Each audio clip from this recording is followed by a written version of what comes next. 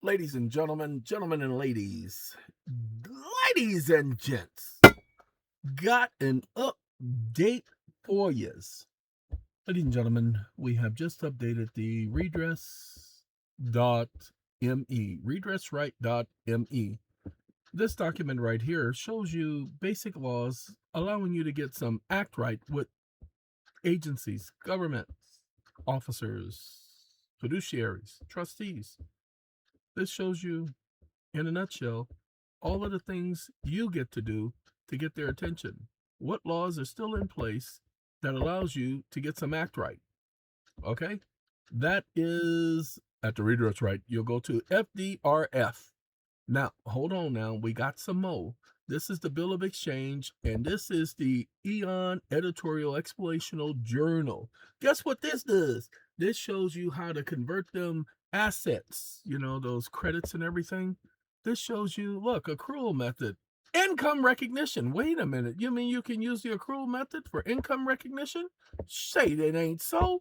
Wait, hold on. Deposits versus income recognition? Oh, wait till y'all learn. People have been talking about derecognition. There's one gentleman in particular. I think his name is Mr. Bill. I'm not sure if it's Mr. Bill, but I think it's Mr. Bill. Mr. Bill is the one who brought derecognition to the forefront. Well, we have accounts receivables recognized as income. Oh, snap. Interesting. So, ladies and gentlemen, this is for you all. All right. There you go.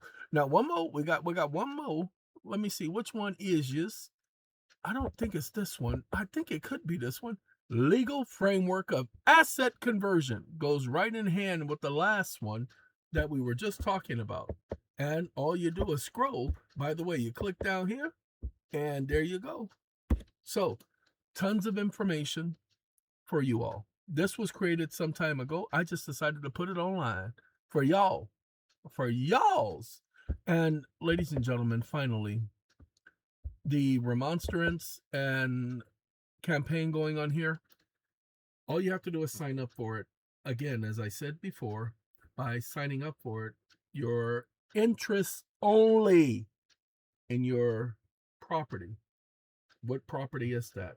Any property to which you have an interest in, you make part of the trust res. If you don't want it being part of the trust res, the only way that you can make sure that nobody's taking advantage of you is to simply say, I don't want arbitration. That's your choice as the beneficiary.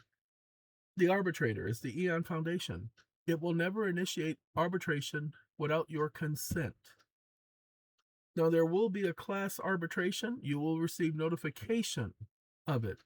If you don't want it to apply to you, the arbitrator will be instructed, anyone who hasn't consented, this does not apply to. And if they want it to apply to them, you don't get to read the decision of the arbitrator to say, I want that to apply to me, because that would be unfair. You can opt out of that arbitration award. You will have the right, because if it's awarded in your favor, in the favor of your trust res, you have the right to opt out. Nobody's going to hold a knife to your throat or anything like that.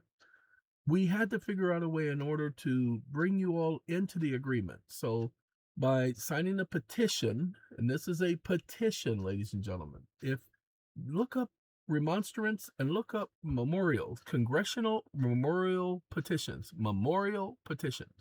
Just look up Congressional memorial petitions, get an understanding of that, understand what's going on. Your grandmama, your sister, your brother, your cousins, your nieces, your nephews. Now, hold on now, be careful. Not anyone under 18. Why can't anyone under 18 sign this? Because this is about the age of the majority and attaining the age of the majority. The persons who haven't attained the age of the majority, they're not affected by not attaining the age of the majority. Now, they are affected by Congress making these stupid enactments that are not law, that are unconstitutional, so they can join the petition, because that petition is for that, for subjecting individuals. So yeah, I guess you could add individuals who are under 18. And why do I say that? Because even this petition, sorry, thought I was here. Even this petition talks about the age of the majority, but it also talks about those 170 laws of the United States that affect the lives of Americans in a host of all-encompassing manners. They're also the ones who don't have the ability of taking care of their resources, taking care of their necessities. They don't have the ability of having actual access to health care when the government is supposed to be providing health care. Shh, don't tell nobody. That's what they agreed to. Don't believe me? Go back and look at the debates the Supreme Court had about the Social Security Act. Okay, they're supposed to be providing that, and they're not. So yes, individuals under the age of 18 can join the petition.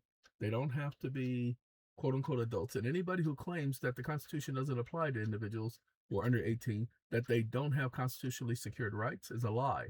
Because when they say for ourselves and our posterity, they're talking about their offspring. Sorry. Have a good day, everybody. Just thought I'd bring this information to your attention. I got to get ready for a consult. So we will speak to y'all at another time. Goodbye, Z.